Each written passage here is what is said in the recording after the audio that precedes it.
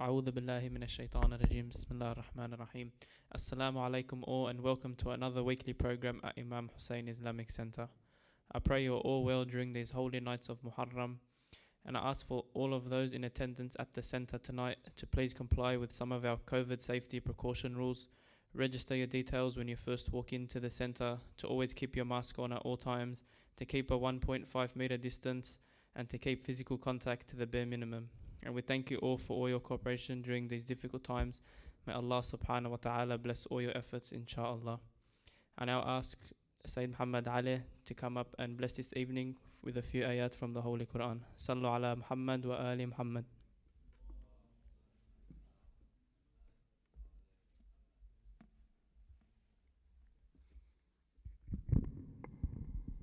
أفلح من صلى على محمد وآل محمد.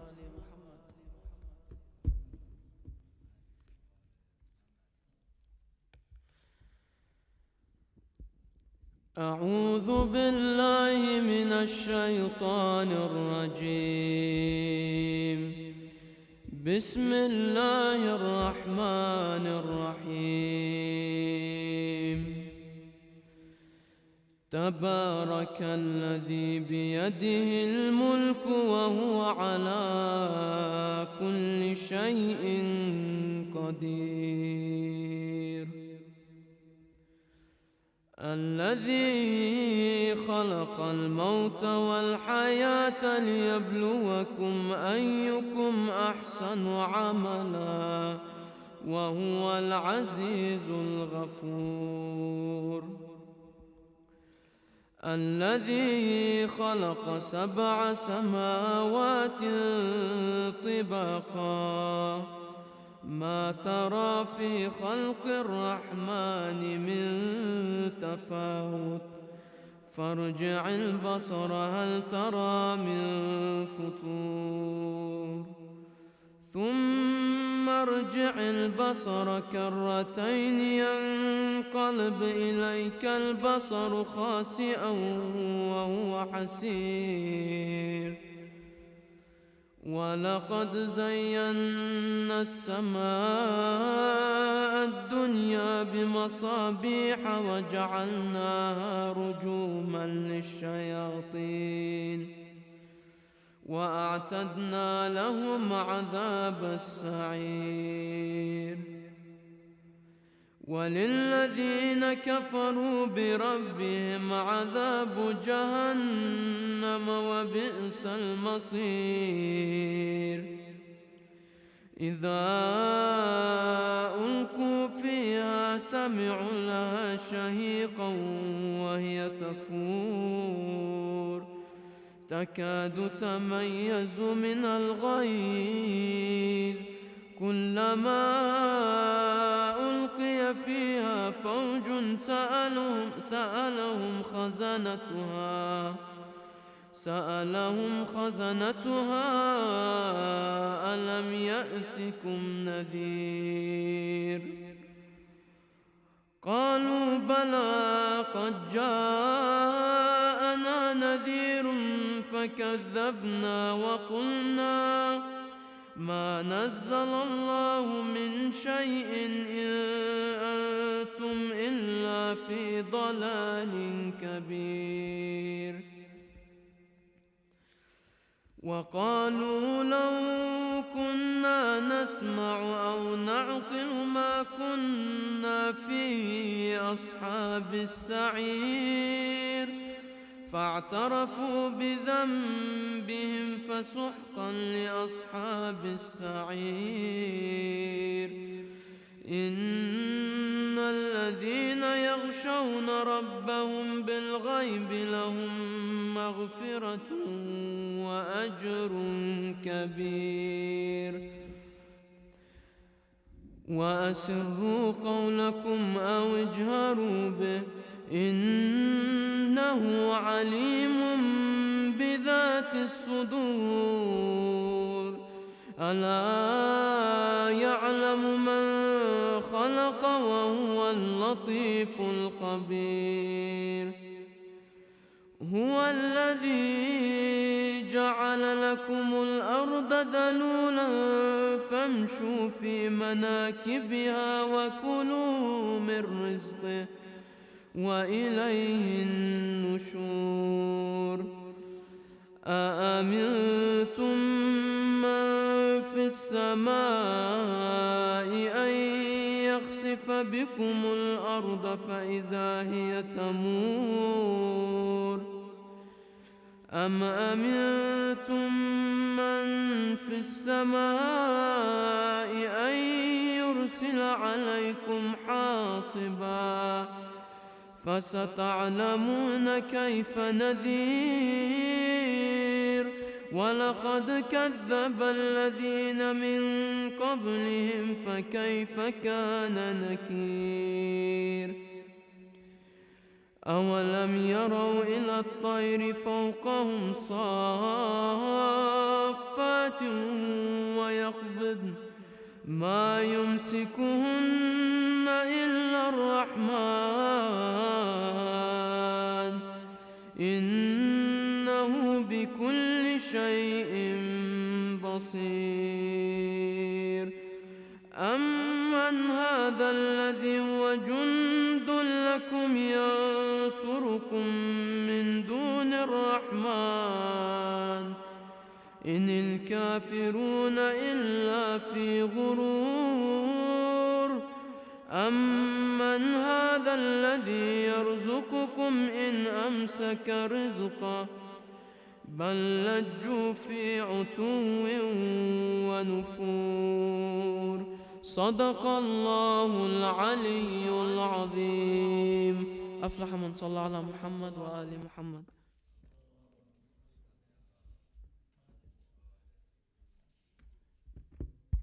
Ahsan Sayyid. Can we please recite another salawat for his well-being?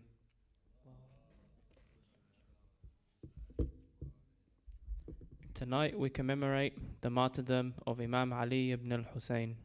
Just as a quick overview of who this Imam is, he's the son of Imam al-Hussein alayhi salam, making him our fourth Imam. He's also known by two other titles, Imam al-Sajjad for how much he was in prostration, and Imam Zain Al-Abideen, meaning the adornment of the worshippers. And although the Imam was the Imam of his time for approximately 32 years, he is best known for three things: his voice against oppression after the Battle of Karbala, his book on the treaties of the rights, and his beautiful supplications that he would recite and which we still read to this very day. Imam al-Sajjad alayhi salam, through his eloquent supplications, we are taught how to communicate with the Almighty in the most beautiful ways possible. Peace be upon Imam Ali ibn al-Hussein, who till this day is still oppressed, and till this day his visitation is denied. Ya Rabb, I ask for all of us that are here tonight, and all of us that are watching online, that we are amongst the people that Imam al-Sajjad alayhi salam is proud to call his Shia. I now ask we recite 3 loud salawat as I welcome His Eminent Sheikh Mohammed Mehdi to come up for tonight's lecture. Sallu ala Muhammad wa ali Muhammad.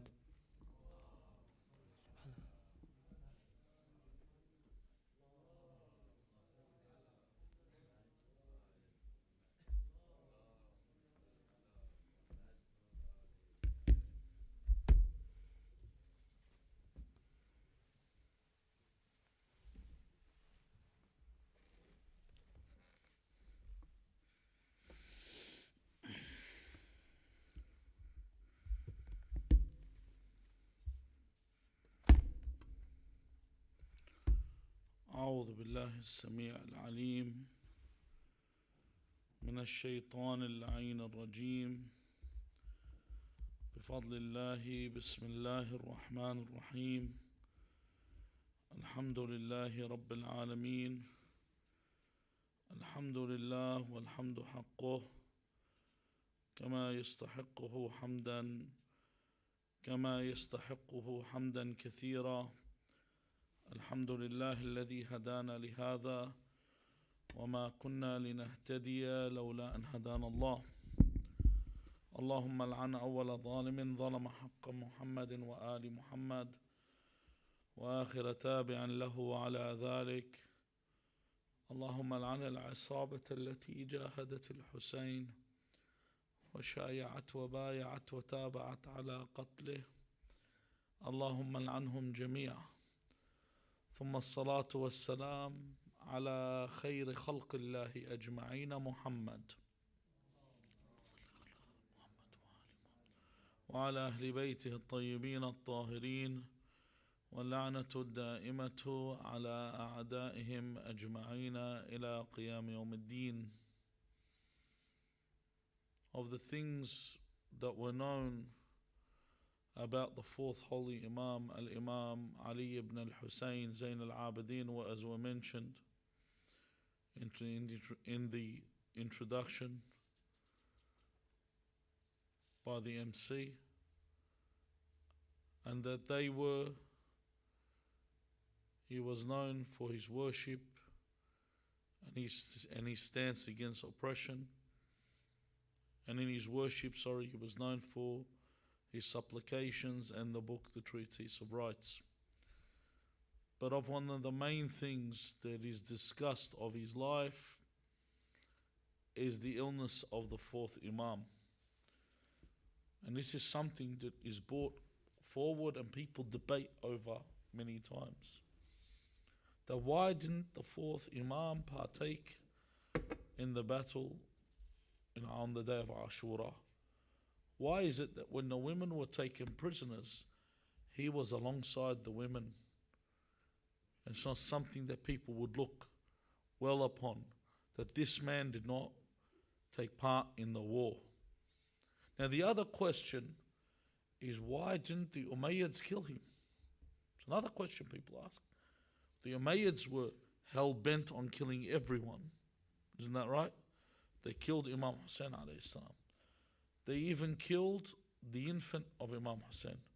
Why is it they did not kill Ali ibn al-Hussein? These questions play a great role when it comes to Ashura.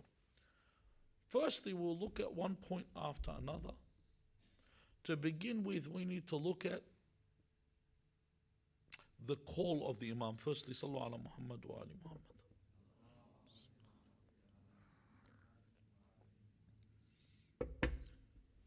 It is known that it is an obligation, that means it's wajib, that if the Imam calls you, that you must respond to the call of the Imam, that you must answer the call of the Imam.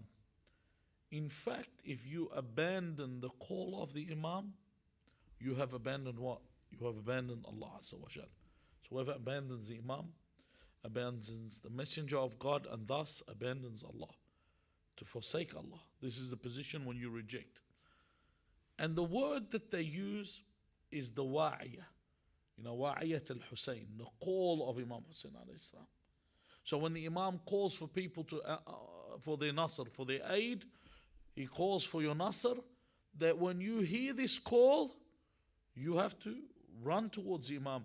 This is why when the Imam, the 12th Imam, Imam Sahab al-Amr, Ajallah Farajuh Sharif, when he calls the people must answer. When he calls them, they can't say, I'll go next week. They have to respond. They have to say, Labbaik. They have to respond, I'm here to answer what you've called. Amir al-Mu'mineen Ali ibn Abi Talib alayhi salam says, وَمَنْ سَمِعَ وَاعِيَتَنَا, whoever hears our call, فَلَمْ يَنصُرْنَا أَكَبَّهُ اللَّهُ عَلَى مَنْ خَرَيْهِ فِي النَّارِ. That whoever hears our call and does not come to help us, Allah will throw them nose first, a swan dive, into the fire of hell. That whoever doesn't respond to the call of the Imam, Salamullah alayhi. So even the Imam Al-Hussein alayhi salam, when there were those that would leave him, because not all the companions remained, or not all the Ansar remained. Some of the people, they weren't Ansar. They came and said to the Imam, there's stories where one said, I will fight and I'll leave.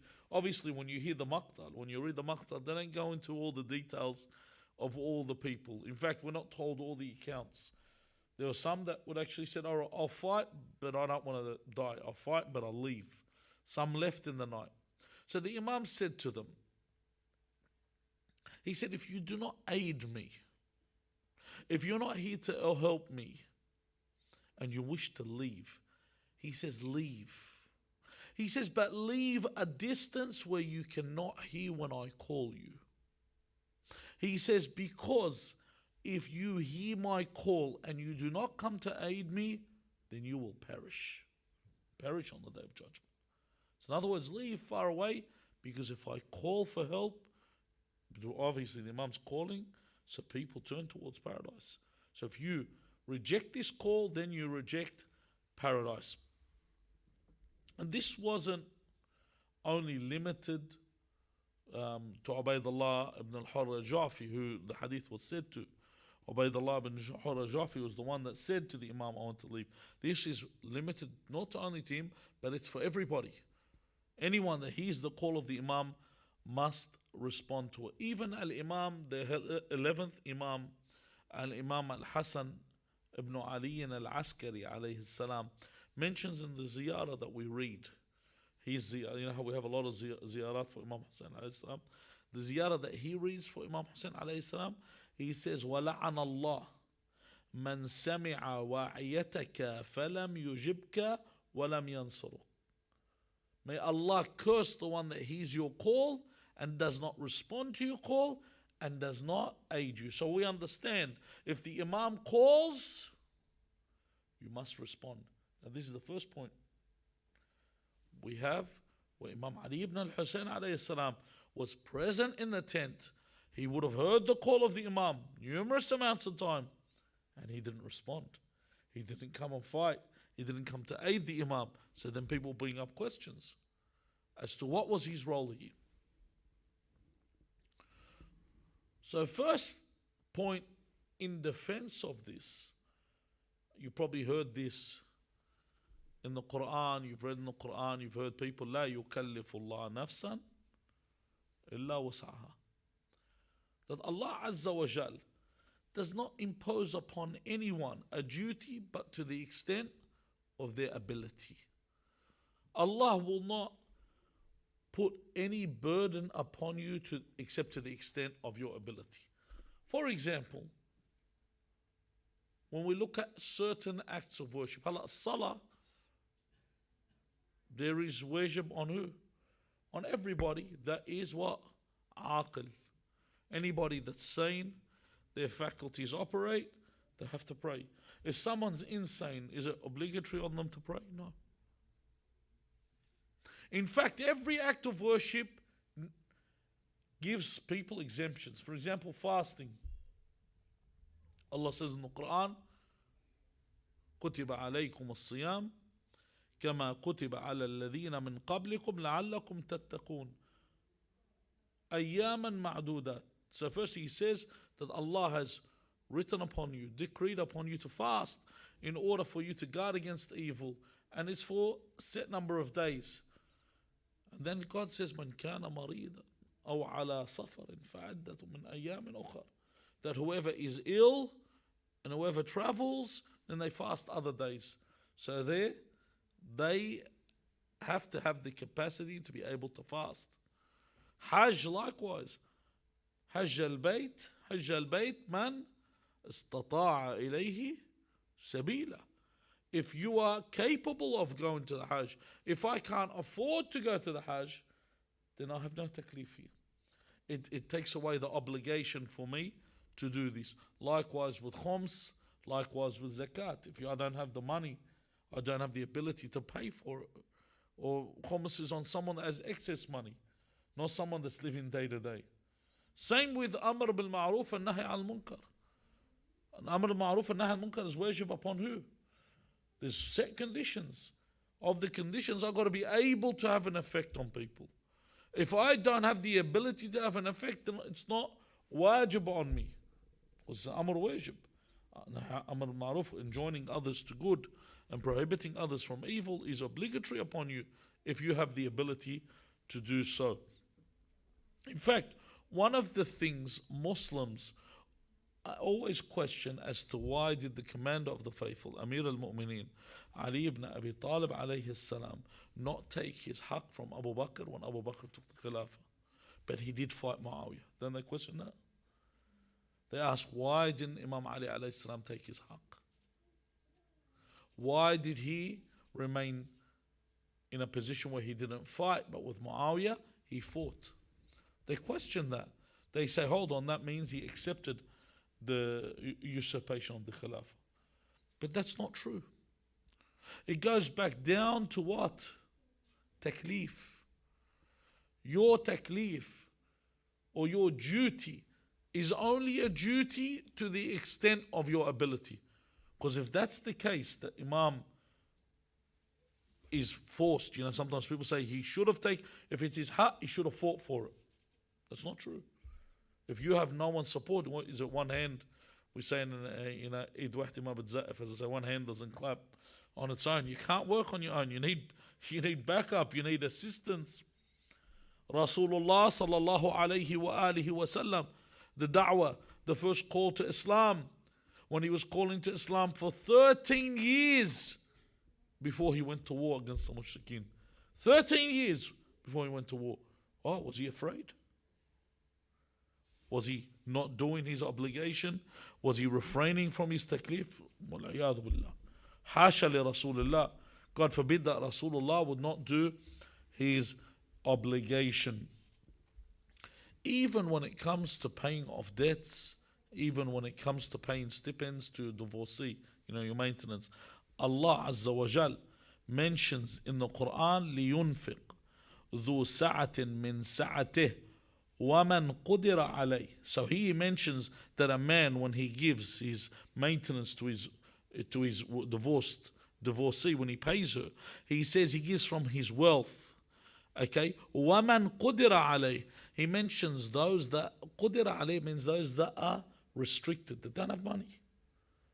You try to squeeze them, there's no, when you squeeze in that lemon for the last drop, there's no last drop.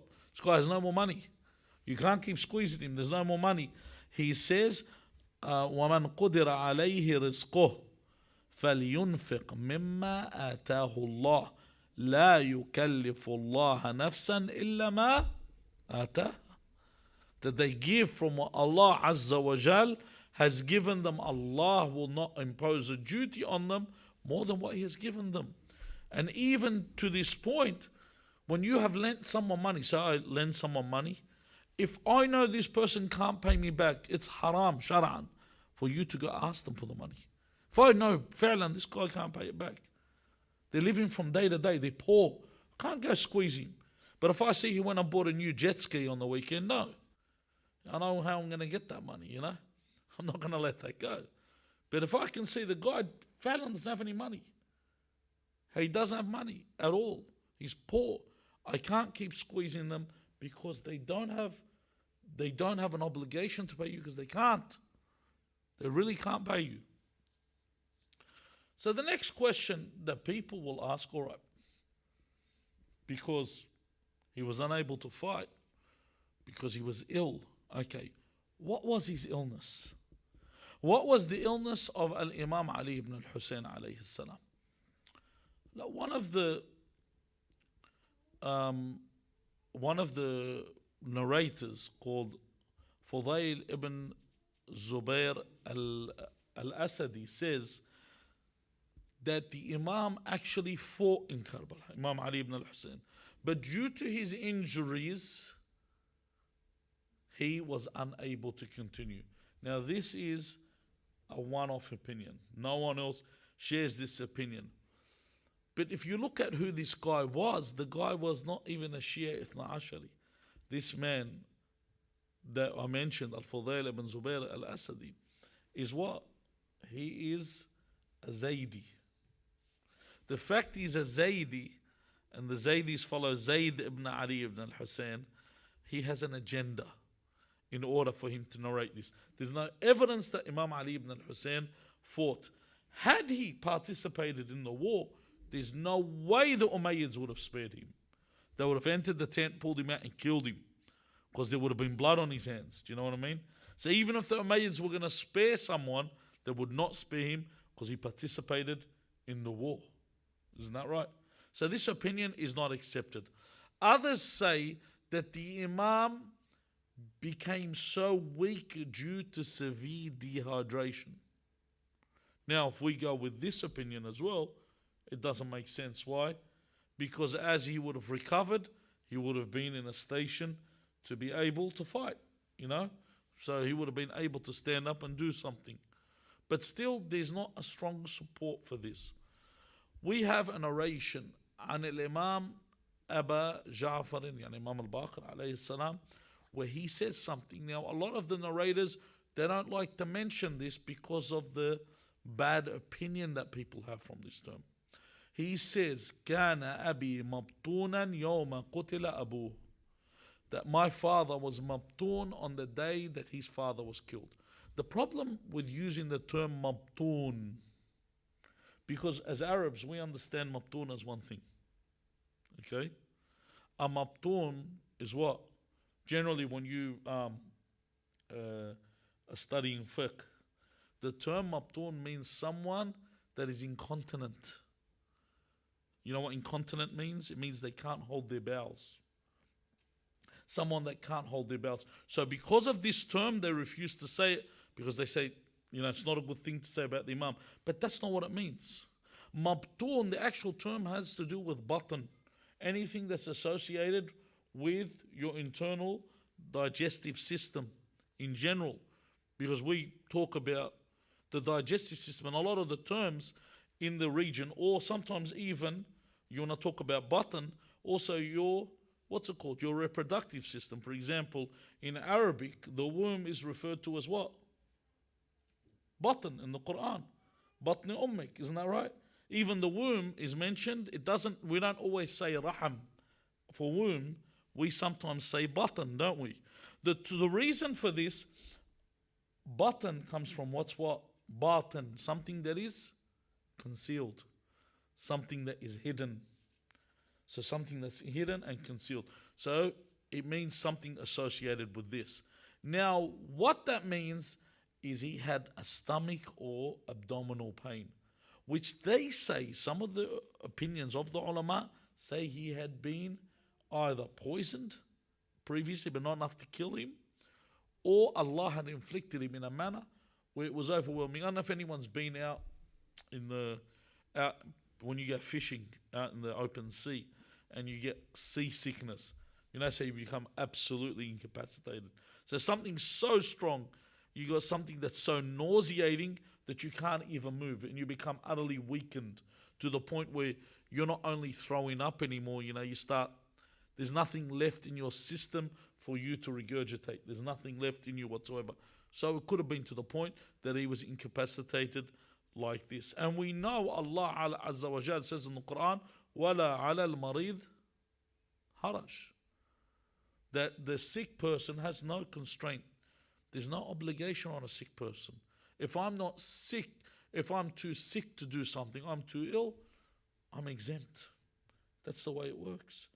I'm held, that's it, you're sick, that's your excuse. So we have that his illness was something that constrained him, and it was an illness regarding his digestive system somewhere. Now the other reason, when we mention that Imam was ill, we have to ask ourselves, why was he ill? Why had Allah Azza wa Jalla, because this was very difficult. You need to remember that A'immat Ahl al-Bayt alayhim salam are fursan. These are people that can fight. These are people that are known for fighting. These aren't people, just to give you an idea of what they're like. Do you know when the army of Umar ibn Sa'd reached Kufa, some people on the way said, who did you kill? You killed the family of Rasulullah. How could you do this? One of the soldiers looked at them and said, what do you mean we killed the family of Rasulullah? He said, you say it like they were a soft target. He said, Wallah, we encountered an army of lions. This is what's left of us. We were torn to shreds. We weren't fighting normal people. They are known. Every time, when you read the narrations, these aren't hyperbole. Muslim ibn Aqil, if you read the narrations of Muslim Aqil, alayhi salam, fighting the army that was sent to him, the Kufans, it said he fought them like as if a lion was set amongst the lambs. That when you read, there's no exaggeration when he was throwing them. He was actually throwing the soldiers, that they had to make a pitfall for him to fall. These people were soldiers, these were warriors. So the Imam not being able to fight was so great for him, that Allah would make him ill, that he was unable to fight and defend his father. It would have been something so difficult for him. But why was he made ill by Allah Azza wa Jal? Because the universe, this world you live in, cannot subsist without a representative of God. If Allah's hujjah is not here, the world cannot exist. There are many examples from Adam until now about this. Just before I'll explain what will happen. If you take a look at Ibrahim al-Khalil, at one point, because Ibrahim was young when he broke the idols. Remember the story of Ibrahim broke the idols? He was a young boy. Because in the Quran it says there was a fata. Fata means what? A youth. And they call him Ibrahim. He's the one that broke the idols, a youth. At that time, do you know how many believers were on the earth? Believers. At that time, Ibrahim was the only believer in God. The only one. You think we're lonely? He was the only. Imagine being Ibrahim at the time. You're the only one who believes. Everyone was a mushrik at the time of Ibrahim. Allah mentions Ibrahim kana ummah. He was a nation on his own. There was no one. So when Namrud wanted to throw him in the fire for destroying the idols, okay, when they wanted to throw him in the fire, if Ibrahim had been killed, there would be no hujjah on the earth. So Allah saved Ibrahim from the fire.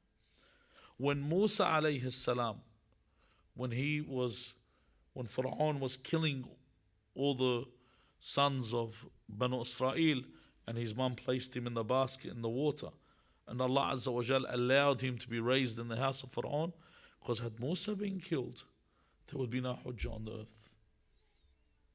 Likewise with Isa ibn Maryam, how did God protect Isa ibn Maryam? He protected him by allowing him to come from the Immaculate Conception. From who? From the Virgin Mary. Why? To protect him, because the people didn't believe he was a prophet anymore. They said he's an illegitimate child. That was his protection. Because Allah had they were hell-bent on killing the prophets. Banu Israel, it was a trait for them to kill prophets. So Allah Azza wa Jal protected prophet after prophet. Even our master Al-Hujjat ibn al-Hasan Al-Mahdi Ajalallahu Farajahu al-Sharif, had he been around, they would have killed him. So Allah Azza wa Jal protected him. You want to understand how bad they would have killed him? Look at us right now. Yesterday or day before, Pakistan, they were having a rally against the Shia Kuffar. The whole world just wants to kill the Shia. So imagine the hit leader of the Shia. What they do to him. So Allah Azza wa Jal, in order to protect them, He does this. Now why? Because the earth has been designed in a way that the ard Allah Azza wa Jal has made cannot withstand any human living on it that disobeys God. So if there's a single human on the earth that disobeys God, the earth cannot stand him. The only thing that keeps the earth from swallowing all of the creation, like Qarun, is the hujjah. As the hadith said, لَسَاخَتِ الْأَرْضُ بِأَهْلِهَا, that everyone would sink into the earth if there wasn't at least one person that obeys God. And that when we're talking about the perpetual obedience, is only the Imam. You want to understand what perpetual obedience is? When Salman al-Muhammadi Radwanullahi ta'ala alayh, when the companion of Rasulullah, when he went and set the land ready for Rasulullah to do the mubahila with the Christians, why wasn't he part of the mubahila? Doesn't Rasulullah say, Salman minna ahl al-bayt? Why didn't he bring him with him? Because the mubahila, you know what it says? ثُمَّ جَعَلْنَا عَنَةُ اللَّهِ عَلَى الْكَاذِبِينَ. That means if someone even has an iota of kidhb in them, the punishment of God will fall on them. So the people, they have to be siddiqeen, mukhlasin, immaculate people like the Ahlul Bayt, salawatullahi wa salamu alayhim ajma'in. So the hujjah has to be someone that is what? The embodiment of truth. someone that represents God in the most perfect manner, and this Hujjah and representative is the only one that keeps the world secure. This is why the Imam had to remain alive. Now, why is it Banu Umayyah spared the Imam? Why didn't they just kill him? When you think they'll just kill him, why would they just spare him? See, originally they only had a problem with who? With Imam Hussein. Why, alayhi salam? They had a problem with the concept of the Imamah. If you take a look throughout history, the Khulafa of the Abbasid Khulafa, they used to keep the Imams close to them and see where the next Imam will come from. Why? Because they feared this restorer of justice like Imam Al-Mahdi. You know what I mean? So they had attempted to assassinate the Imam in Mecca. And in fact, they had given Abu al-Fadl al-Abbas alayhi salam a proposition to leave Imam Hussein and they would support him. So the whole idea was what? They didn't care about Abu al-Fadl al-Abbas. They didn't care about anyone. The objective was to kill Imam Hussein. In fact, on the night of Ashura, do you know when the Imam brings all the Ansar and says you can leave in the darkness of the night? You know what he actually says to them? He says, listen, the enemy just wants me and my son Ali. Who Ali? Ali al-Akbar. He's the secret here. So they want me and Ali. Why? Because Ali is the next in line. This is what the Umayyads were made to think. In fact, you see this when Ali al-Akbar goes to fight. What does Imam Hussein say to Umar ibn Sa'ad? He says to him, قَطَعَ اللَّهُ وَرَحِمَكَ كَمَا قَطَعْتَ رَحْمِي. Isn't that right? May Allah cut off your posterity. Kill off your sons like you've killed off mine. There's a purpose behind this. To make them feel that they've killed the next Imam. In fact, when he sends Ali al-Akbar out, what does he say? He mentions the verse, Inna Allah astafa Adama wa Nuha. Allah selected who? Adam and Nuh. وآل إبراهيم وآل عمران على العالمين ذرية بعضها من بعض. Allah has chosen, these are all prophets, one progeny after another, one posterity after another, one generation after another. In other words, this is the continuity of the Imamah. It's what Ali al-Akbar. So when you kill Ali al-Akbar, it finishes there. Why? To throw them off. To throw the Umayyads off, that the next in line is Imam Zain Al-Abideen. This becomes like a decoy. Allah Azza wa Jal worked like this. And other Imams did this. Imam As-Sadiq alayhi salam. Why do you think the Ismailiyya believe that Ismail is the next Imam? Because Ismail was like the decoy that was out there for people to think that he was next in line. But how do we prove that it wasn't Ismail? Ismail died while Imam As-Sadiq was alive. And even to another extent, Abdullah al-Aftah, which is another story, before Imam al-Qadim, he pushed for Imamah, but he was different to Ismail. So, even the Imamah was known that the oldest after Imam al-Qadim is the Imam. That was another thing they used to look for. Who was the oldest child of the Imam would be the next Imam in life. And this could have been the secret why Imam Hussein alayhi salam named all his sons what? Ali. You notice that? Called them Ali. Why? To throw off people from thinking who is the next Ali in line that would be there. Even Ubaydullah ibn Ziyad, when Imam Zain Al-Abideen was brought before him, and he looked at him and he said, Man ant, who are you? Who are you that has turned up? And then he says, Ana Ali ibn al-Husayn. And then Ubaydullah ibn Ziyad ibn Marjana then says, Alaysa qad qatala Allah Ali ibn al-Husayn. Look at the insolence. He said, didn't God kill? In other words, not we killed him, God killed him. Didn't God kill Ali ibn al-Husayn? He's shocked. Isn't the son of Imam Hussein dead? And then Imam Ali ibn Hussein Al-Abideen says, كان لي أخ يسمى عليا فقتله الناس. I had a brother whose name was Ali al-Akbar, and the people killed him. So Ibn Ziyad says, قَتَلَهُ Allah, God killed him. So Ali ibn al-Hussein says, Allah yatawaffa al-anfus hina mawtiha. He mentions the verse in the Quran that Allah takes the souls when their death arrives. And this is where Ubaydullah ibn Ziyad says, لَكَ الْجُرَى. You have the audacity to question me. لَكَ الْجُرَى. To question me. عَلَى جَوَابِ. And then he says, وَفِيكَ بَقِيَّةٌ لِلرَّدِّ عَلَيْهِ. That you have the ability to even dare to, yani, how dare you question me? Then he says to his guards, kill him. At this point when the guards go, Sayyidah Zainab alayhi salam throws herself on Ali ibn al-Hussein, because this is the hujjah of Allah. She says, you must kill me before you kill him. This is the point where Ubaydullah ibn Ziyad allows him, gives him a pass. This is all protection from Allah, so that the hujjah remains. But for those that even question, they say, people think that the Imam was incapacitated, incapable. That's not true. Because who buried the bodies of the shuhada? Who buried them?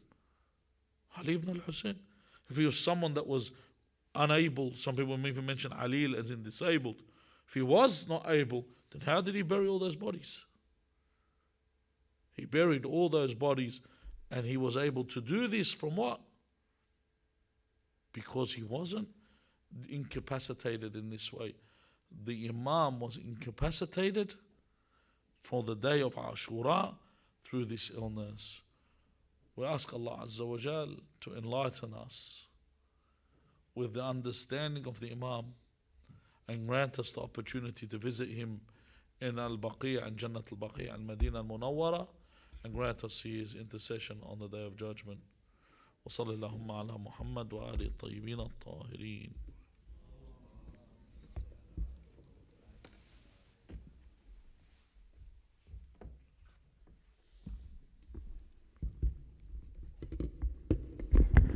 صلوات على محمد وآل محمد.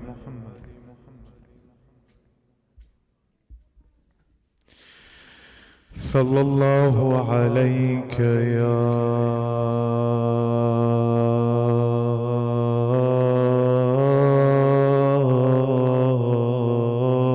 سيدي ويا مولاي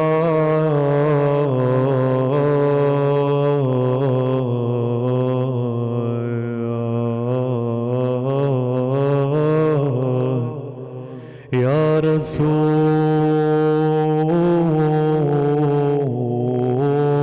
الله وعلى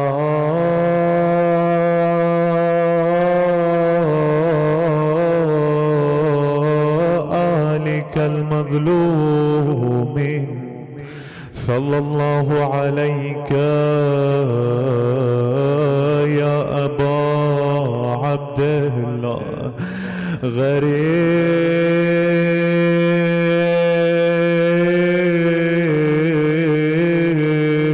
غريب يا مظلوم كربلاء يا مسلوب العمامة والرضا السلام على الحسين وعلى علي بن الحسين وعلى أولاد الحسين وعلى أصحاب الحسين. يا ليتنا كنا معكم فنفوز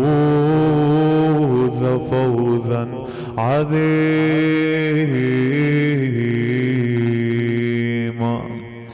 I heard a call as I laid you with all my pain.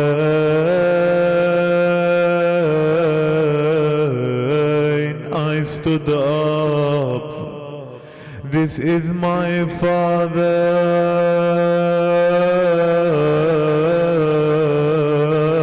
Hussein, calling out, is there anyone to help him? Oh my father,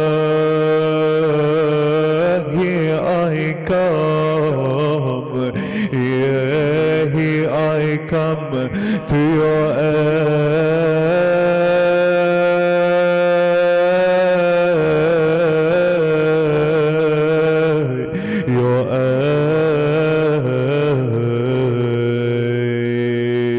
Oh my father, why don't you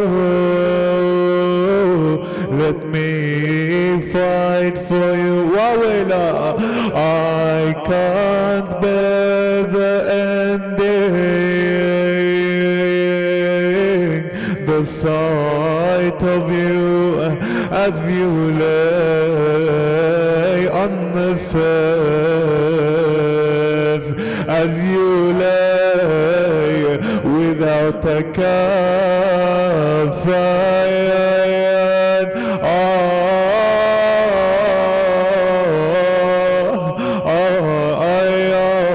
Brothers and sisters, tonight we come together for the ill one of Karbala, for Imam Zain Al-Abideen. Let's all begin this majlis by mourning with Imam Ali Zain Al-Abideen. I am Ali ibn al-Hussein.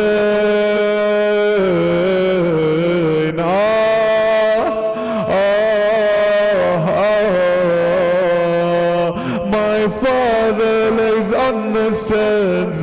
Have you seen my uncle Abbas's hands?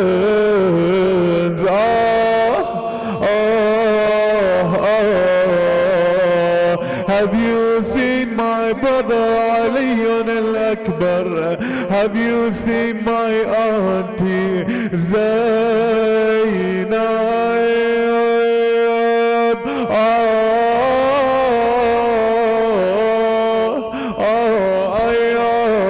Tonight we gather to commemorate the Shahada of Imam Zain Al-Abideen. Tonight let's all go with the captives of Karbala as they are being taken from city to city. Let's go with Imam Zain Al-Abideen onto the camels, which they would refer to these camels as Hazel, which means a sick camel, which means the humps would be deformed. They would not be able to sit comfortably onto the camels. The caravan of Rasulullah would eventually arrive to the majlis of Yazid, to which Imam Zain Al-Abideen would ask to speak on the mimbar. Eventually he would be allowed to stand on the mimbar, as they accepted that he is one of the Imams, as they accepted that the sons of the Prophet speak nothing but the words of Allah. He would begin his khutbah by saying, all praise goes to Allah. He would say, O people, I warn you against this world, for it will not last. O people, Allah has granted us 6 things and given us excellence in 7. Allah has given us the knowledge, the patience, eloquence, generosity, forbearance, and the believer's love for us. And we have been blessed in 7 ways.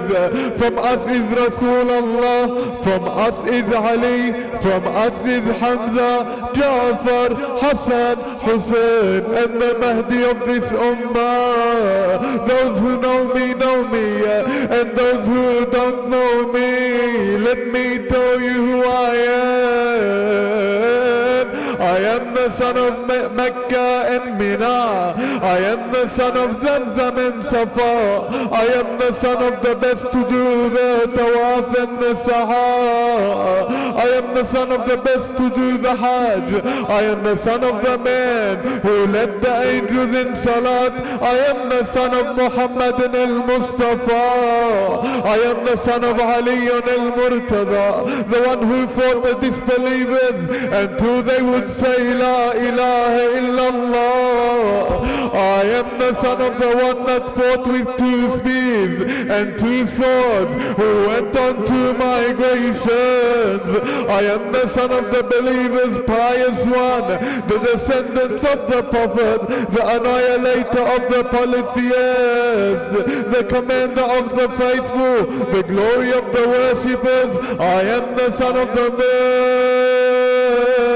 who fought the disbelievers and exterminated their progenies.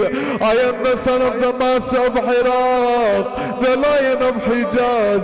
I am the son of a Makki, a Madani, a Badri, from Arab masters, the inheritors of the poets, the father of Hassan and Hussein. That's my grandfather, Ali ibn Abi Talib. أنا ابن نقيات الجيوب. أنا ابن طاهرة العيوب. أنا ابن خديجة الكبرى. أنا ابن فاطمة الزهراء. أنا ابن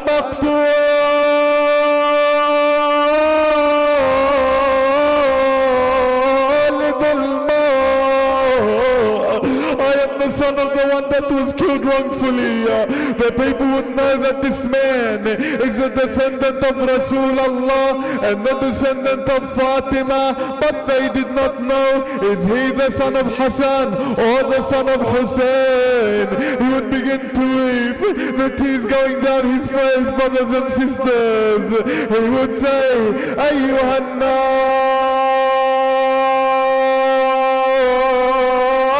أنا ابن مقتول ظلما. أنا ابن محزون الراس من القفا. I am the son of the one that was beheaded from behind. أنا ابن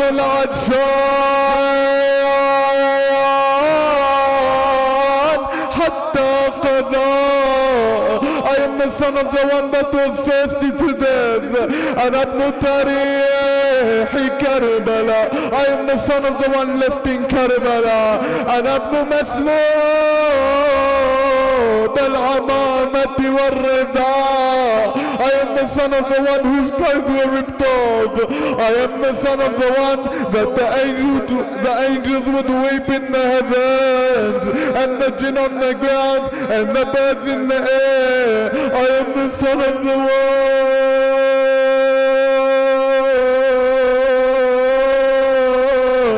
whose head was raised on a spear. Wa Husayna, Wa Husayna, Wa Ghariba. I am the son of the one whose women were exposed from Karbala to Sham. The people would begin crying and crying loudly. Yazid was scared that the people would turn against him. He asked the muaddin to say the adhan.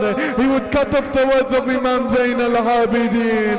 He began the adhan, even though it wasn't prayer time, when he would say, Allahu Akbar,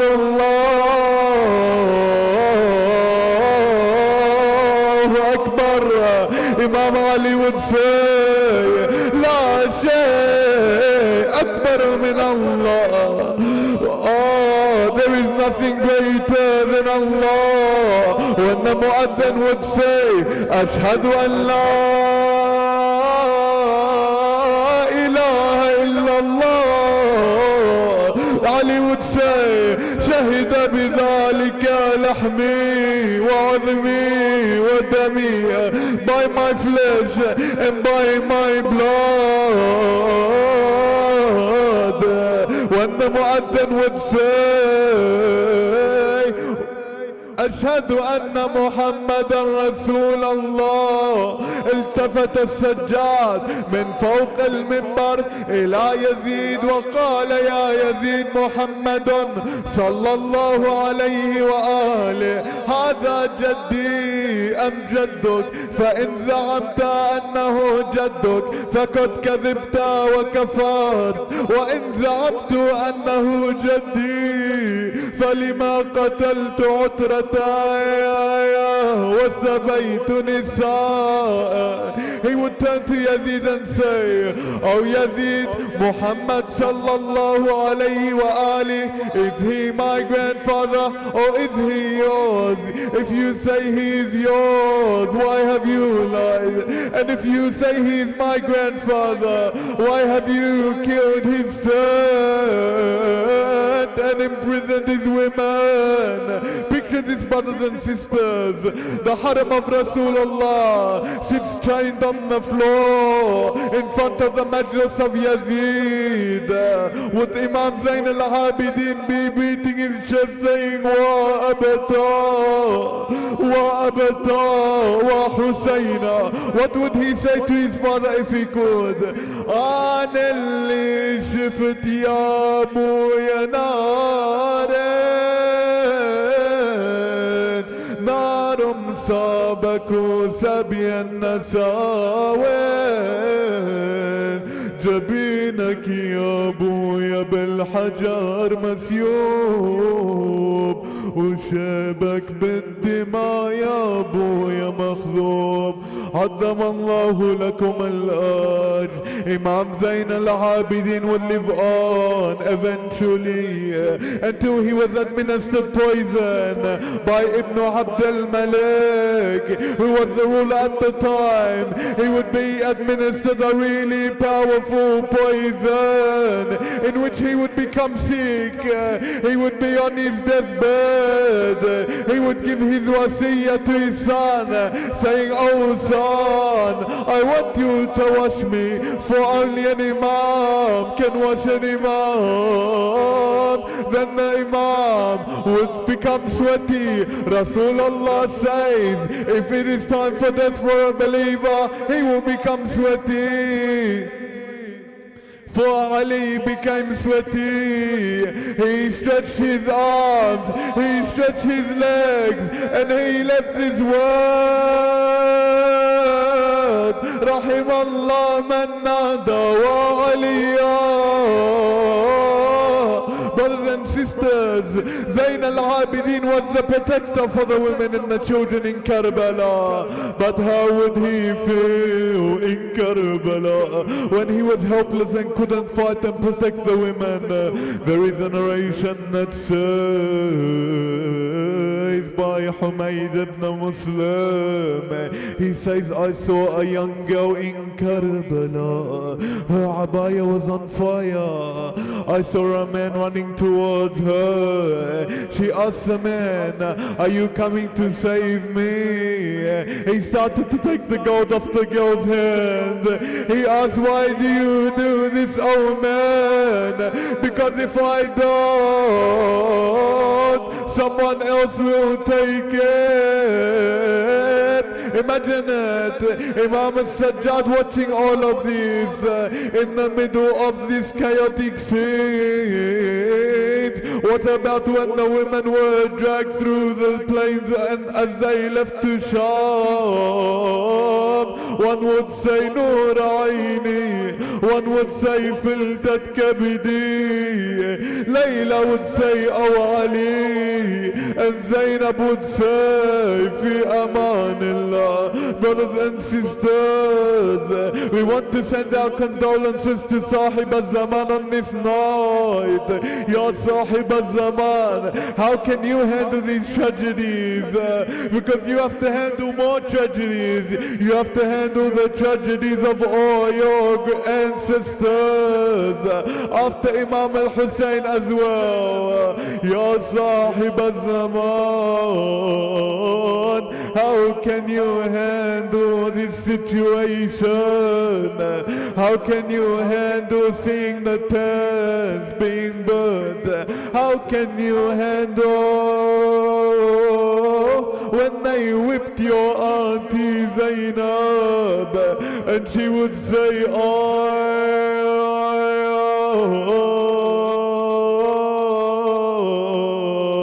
inna lillah وإنا إليه راجعون على لعنة الله على القوم الظالمين. Brothers and sisters, we raise our hands in dua for all those sick around the world, all those from our communities suffering. If we can recite 5 times Ayah Amma Yujib, but also we want to keep in our prayers the wife of our dear Hajj Fawzi, who is going through cancer at this point in time. أعوذ بالله من الشيطان الرجيم. بسم الله الرحمن الرحيم. أما يجيب المضطر إذا دعا ويكشف السوء. أما يجيب المضطر إذا دعا ويكشف السوء. أما يجيب المضطر إذا دعا ويكشف السوء. أما يجيب المضطر إذا دعا ويكشف السوء. أما يجيب المضطر إذا دعا ويكشف السوء. اللهم عجل لوليك الفرج. اللهم عجل لوليك الفرج. اللهم عجل لوليك الفرج.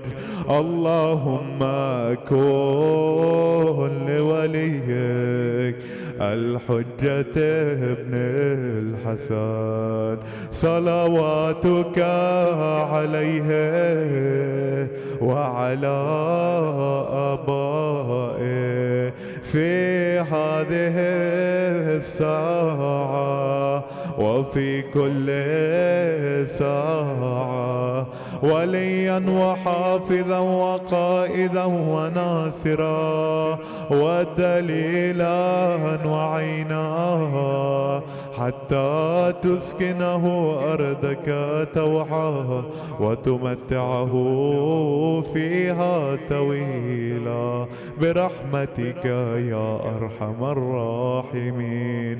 السلام عليك يا أبا عبد الله وعلى الأرواح التي حلت بفنائك. عليكم مني سلام الله أبدا ما بقيت وبقي الليل والنهار ولا جعله الله آخر العهد مني لزيارتكم. السلام على الحسين وعلى علي بن الحسين جميعا. السلام على الحسين وعلى علي بن الحسين وعلى أولاد الحسين وعلى أصحاب الحسين. السلام عليك يا صاحب الزمان. السلام عليك يا إمام الإنس والجن.